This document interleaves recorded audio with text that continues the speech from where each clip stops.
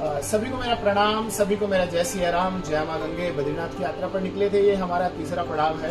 इससे पहले मैंने आपको दर्शन कराए थे देवप्रयाग के, उसके बाद मैंने आपको दर्शन दूसरे पड़ाव में जो दर्शन कराए थे मां धारी देवी जी के दर्शन कराए थे। अब हमारा जो तीसरा पड़ाव है वो रुद्रप्रयाग का पड़ाव है। और रुद्रप्रयाग का नाम रुद्रप्रयाग क्यों पड़ा? वो यही प्राचीन मंदिर है, इसी के नाम से यहाँ का नाम रुद्रप्रयाग पड़ा, जहाँ पर मां मंदाकिनी और मां अलकनंदा जी का बहुत प्यारा संगम है। अभी वहीं से स्नान कर आ रहे हैं। स्नान करने के बाद सोचा कि स्नान करने के बाद महारुद्र जी के दर्शन किए जाएं। हमारे देवों के देव महादेव आशुतोष अवधदानी भगवान शंकर जी के अब हम दर्शन करेंगे और यहाँ की जो प्राचीन महत्वता है उसके बारे में स्वामी जी हमें बताएंगे।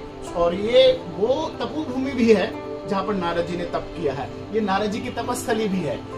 जब प्रारंभ में जब नारद जी भगवान विष्णु जी के पास गए तो भगवान विष्णु जी से कहने लगे कि हमें संगीत की विद्या चाहिए। तो भगवान विष्णु जी ने कहा जो संगीत की विद्या है वो महादेव के पास है। आप महादेव जी का तप करो, महादेव जी की साधना करो, तो महादेव यदि प्रसन्न होंगे तो आपको संगीत की विद्या प्रदान करेंगे। तो नारद जी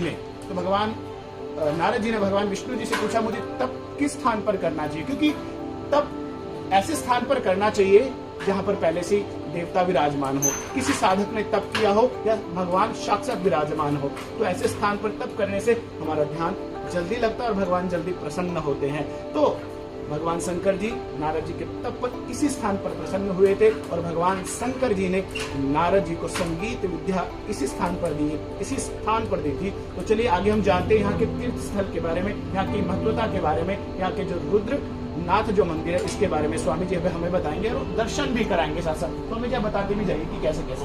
स्नानम कृत्वा प्रयागे वै रुद्रनाथ से दर्शनम महत्पुण्यकरम श्रेष्ठम परत्रे जन्मनि। यहाँ पर अलकनंदा मंदाकिनी में स्नान करके कोई भगवान रुद्र महादेव को गंगा जल का लोटा चढ़ा दे तो उसका यह जन्म भी पर जन्म में सफल होता है और अगले जन्म में उसको मुक्ति की प्राप्त होती है, इस जन्म में सुख शांति की प्राप्त होती है।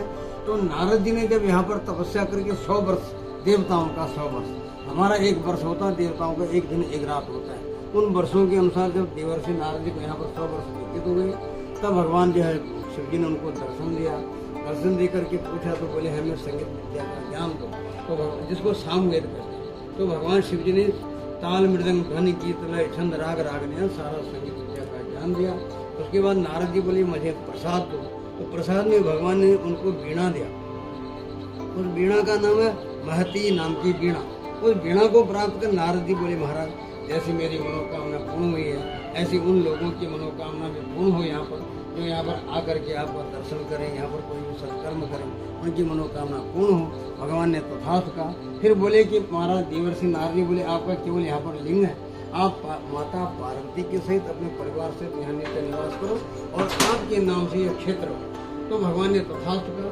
तब से भगवान यहाँ अपने माता पार्वती के सहित अपने गुणों सहित यहाँ निवास करने लगे और जो है उसके बाद ये क्षेत्र को रुद्र क्षेत्र कहा गया।